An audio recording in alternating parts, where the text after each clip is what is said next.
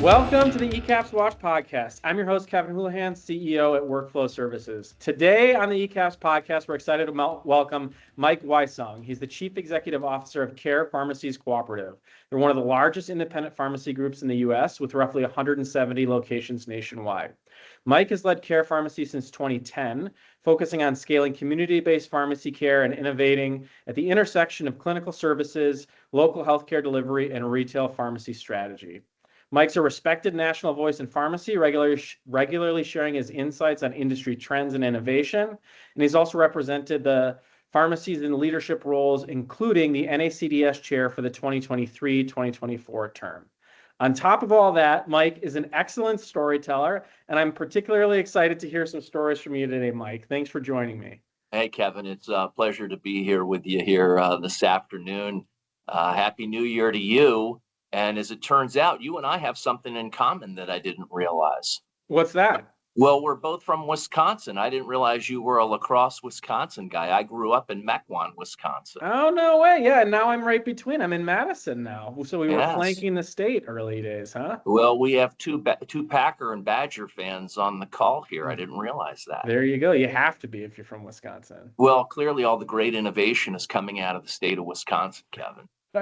We have cheese curds. Many people from outside the Midwest don't know what cheese curds are. You can look that up if you're not from Wisconsin. That's a fun one. They're my favorite. Our auditing company's up in Wisconsin, and every year they send us cheese curds, and we fight over them here in the office. Yeah, it's an interesting gift that you can only get from the Dairyland, right? I love a unique and authentic homeland present. Yeah. Well, we could talk about cheese for an entire half an hour probably, but let's shift over to what's going on with ECAPS. I'm curious how you've been tracking the legislation and what your perspective is. Any high-level thoughts to get us rolling?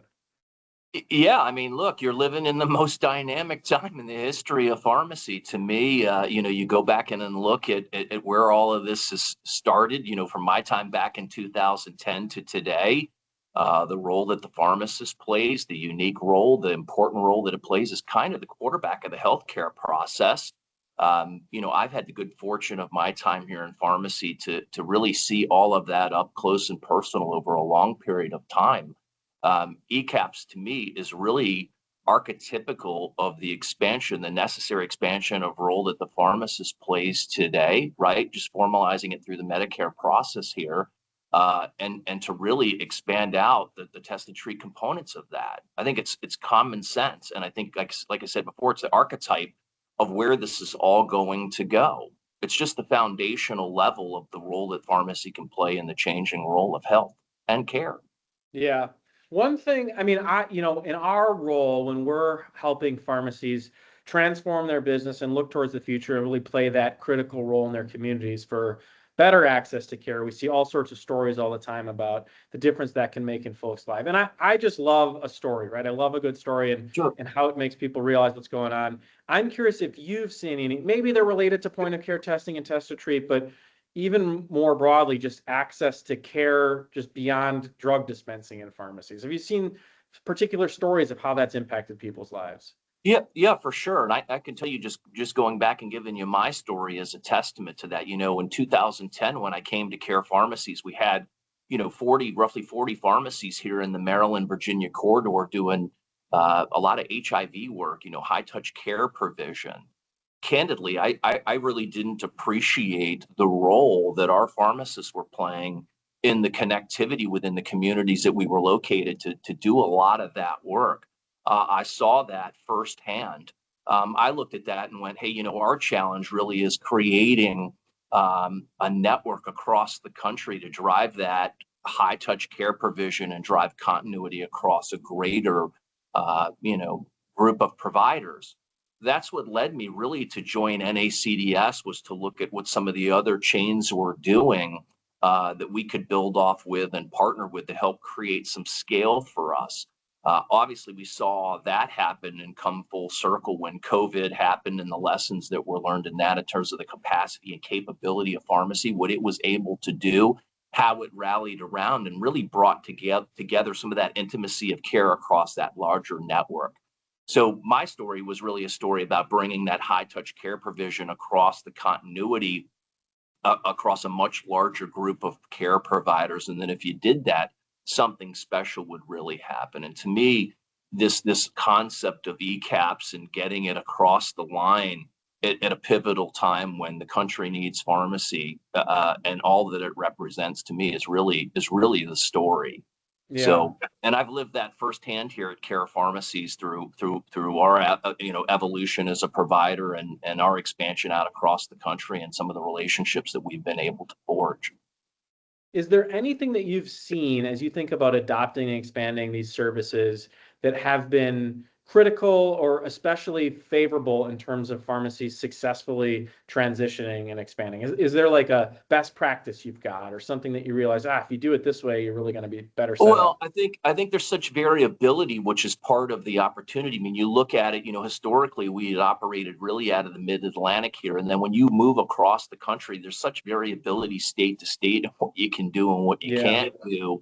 And I think that has been really good for us to see what's possible.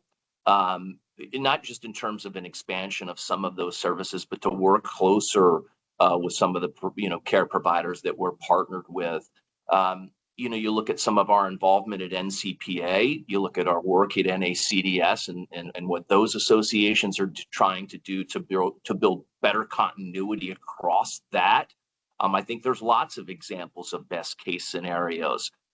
The other one I think that's really interesting, we had the good fortune of going up and participating in the United States Canadian Pharmacy Summit and some of the things that are happening up in Canada in terms of breaking down some of the barriers that exist today between physicians and pharmacies and care providers.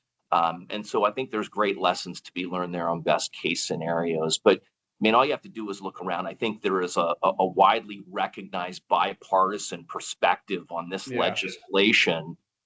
Which I think in some regards is a really great thing, and in some regards is a tough thing. So talk about why it's tough. I mean, I think we can all understand why like bipartisan support can be sort of refreshing in today's, times. What do you think is a challenge there with the bipartisan support? Yeah, I always say it's kind of a paradox of theory, right? When you look at this legislation, especially if you spend a lot of time in DC, and we're not too far from DC, and so I have, you could say, the good fortune of going down there and representing community-based pharmacy regularly.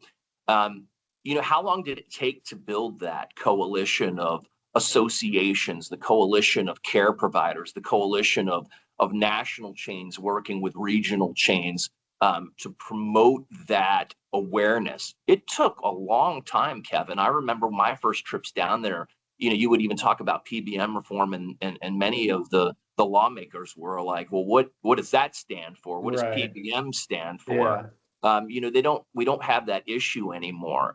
You have this growing bipartisan support for ECAPS, which I think is representative of the obvious need to get that across the finish line, right? To formally recognize pharmacy in places of where it can operate in the service of its customers and patrons, especially given some of the new trends that you've seen with some of the duress and rural care providing and the rest of that stuff.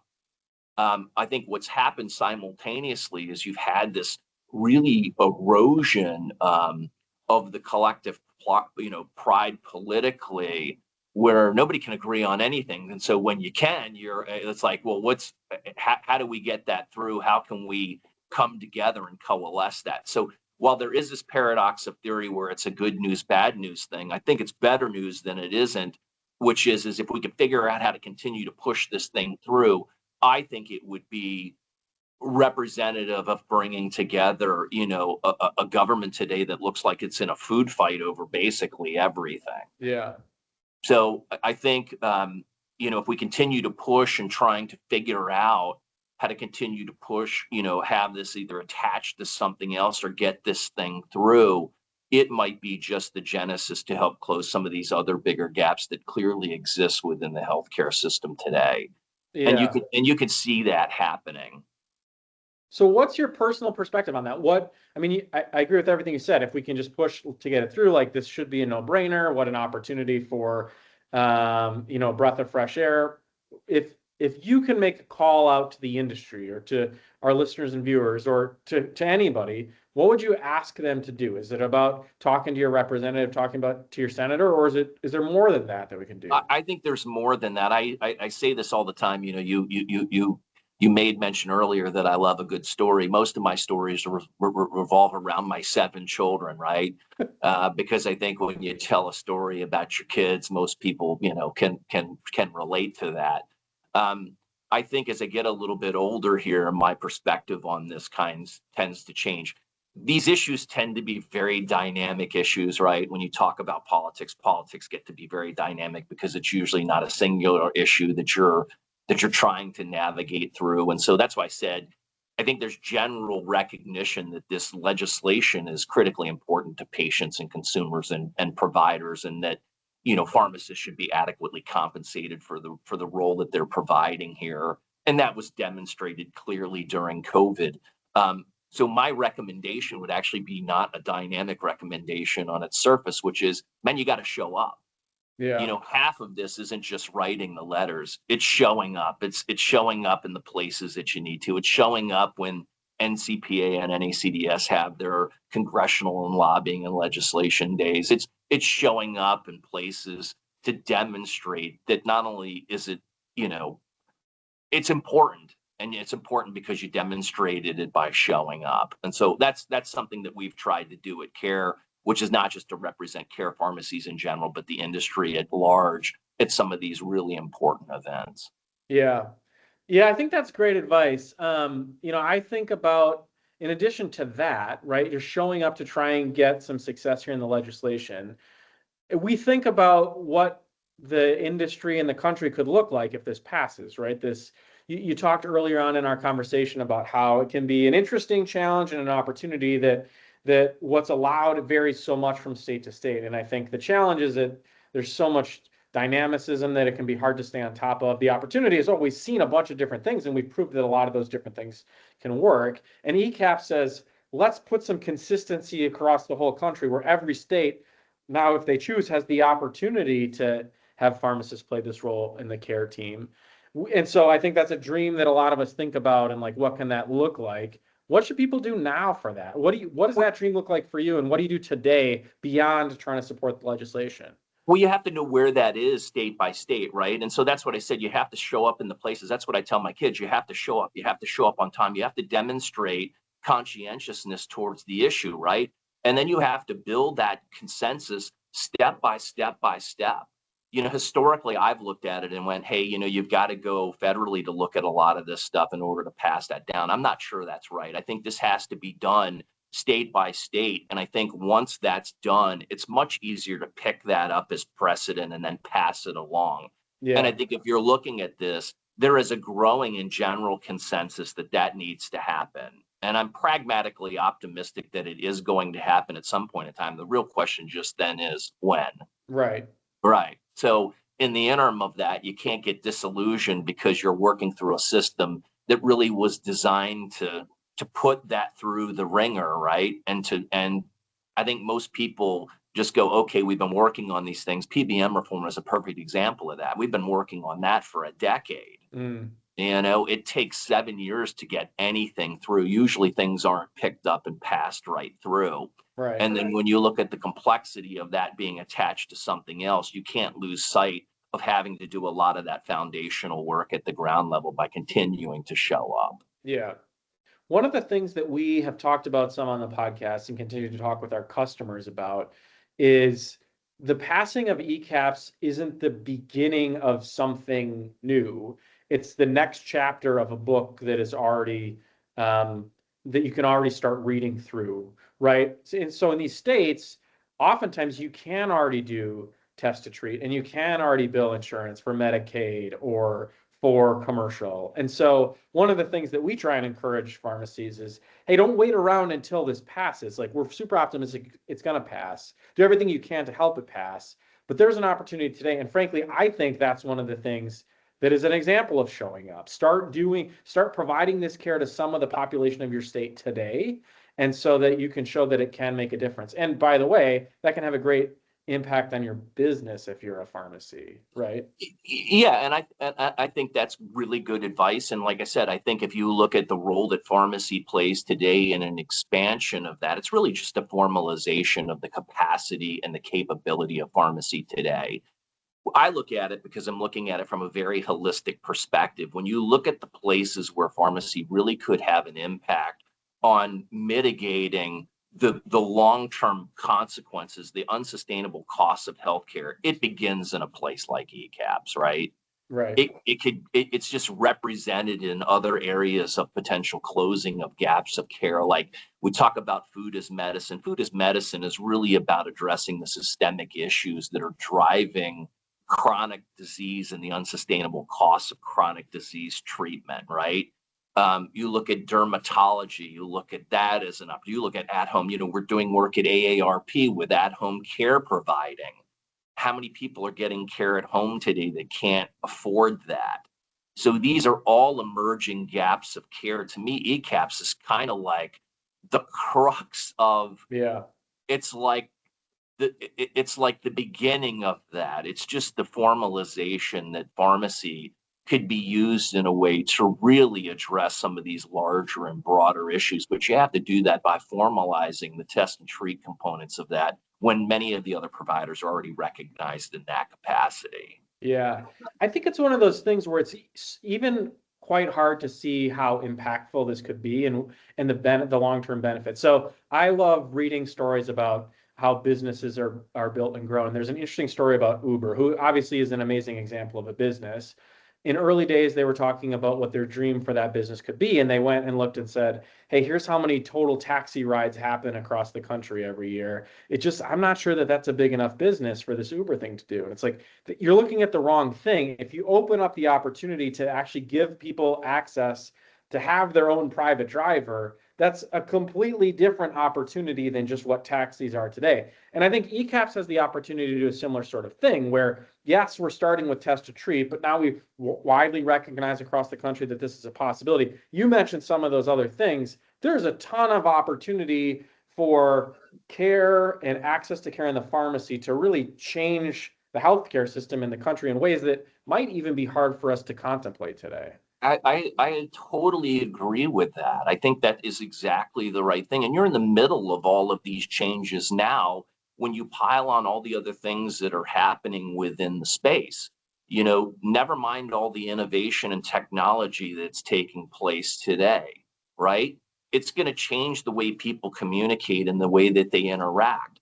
I still go back, the more changes, the more it stays the same in this paradox of theory, which is the thing that doesn't change is the importance of building trust. Right. The intimacy that resides when somebody walks in to a place that's highly accessible. I mean, the stats on how many people visit a doctor versus a pharmacy, and how close pharmacies are located to the majority of people that live within the country. It's an accessible touch point, a highly trusted, accessible touch point, right?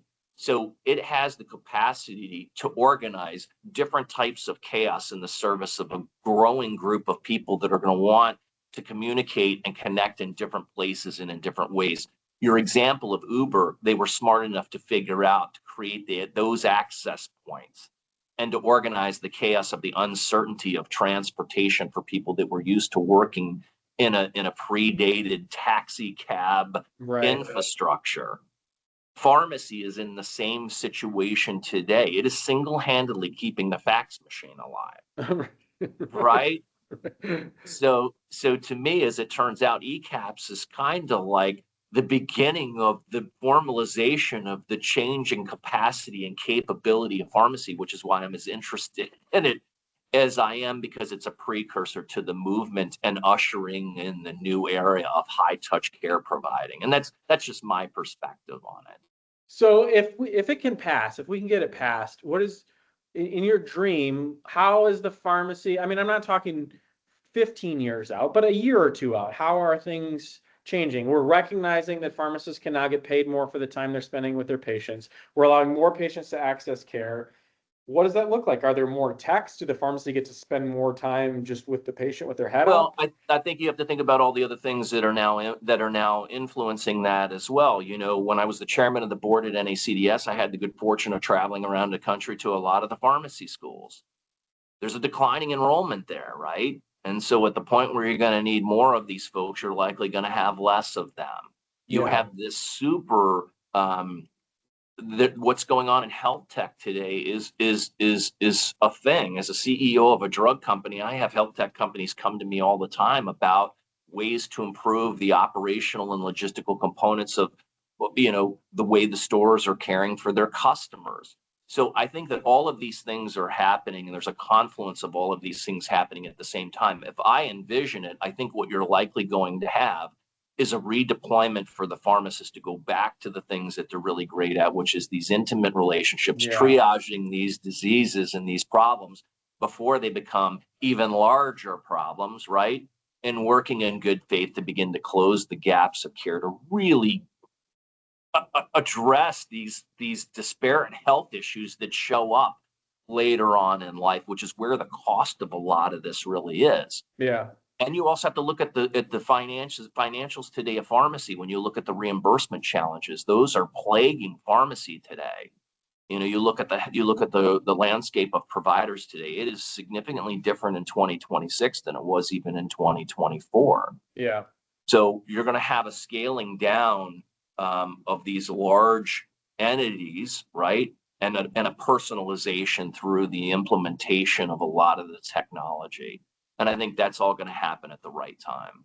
Did you hear any surprises or confirmation of some of that sentiment when you were out visiting the pharmacy school programs? Like this new generation of pharmacists coming up, are you seeing anything different there that encourages you? Yeah, I think there's this natural thing that happens. It's a refinement of the past. You look at the providers that are coming out today, they're going to communicate differently than we did, right? And so I think it's a refined perspective on how to organize that chaos in the perspective of or in the service of a new patient. Yeah. So I'm encouraged by that. That doesn't intimidate me. I think the one consideration I have on that is that the more things change, the more they stay the same. It is going to be very hard to replicate the intimacy that resides within a clinical setting for a pharmacist that has the innate need to want to connect with the patient and serve them well. I think that is at the center of pharmacy, which is why I've spent a good portion of my career in it, and I'm not a pharmacist. Yeah. But the intimacy and the honesty of that, I think, is the backbone of pharmacy. And you see that done over and over and over again. When you travel around and you visit with the stores, they're honest about their desire to serve their customers well and to find new ways to do that. But they have to be able to do that because they're compensated for the services that they're providing. Yeah. Yeah. And ECAPS is an acknowledgement of that on some level. Yeah. Well, Mike, it's exciting to hear that you've got your ear close to the ground on that. As we wrap up, are there any last thoughts or words of encouragement you want to leave with the audience related to the legislation? Kevin, I would say, we're in a moment of significant change. You can feel it, you can see it, you can feel it politically, you can see it, all across the landscape. I think pharmacy is uniquely positioned to be the usher in and a bringing back together of the collective pride of our healthcare system. I don't think any other occupation or entity is better positioned to do that.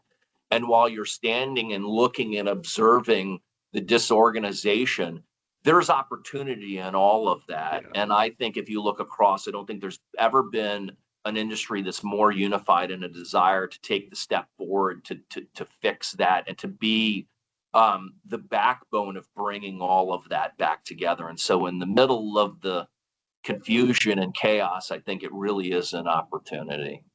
Yeah, well, in an era when we've got just struggles around access to care and struggles around how close you can get access to, medical professionals, we've got a group of people that are saying, "Hey, coach, put me in." Man, I sure hope that we can get them the ball, right? And that's a great analogy. Everybody's ready to get after it and to get on the field, and I think we just need to continue to press on and show up. And I think if we do that, I think there's there's good times ahead for pharmacy as these new models transition in. And I think ECAPS really at its essence is a formalization and a recognition of that. Yeah, I could not agree more. Well, Mike, it's been awesome talking today. I look forward to seeing you again in person at one of the events that you're always at. You're always showing up out there in the community, so I look forward to crossing paths with you out there.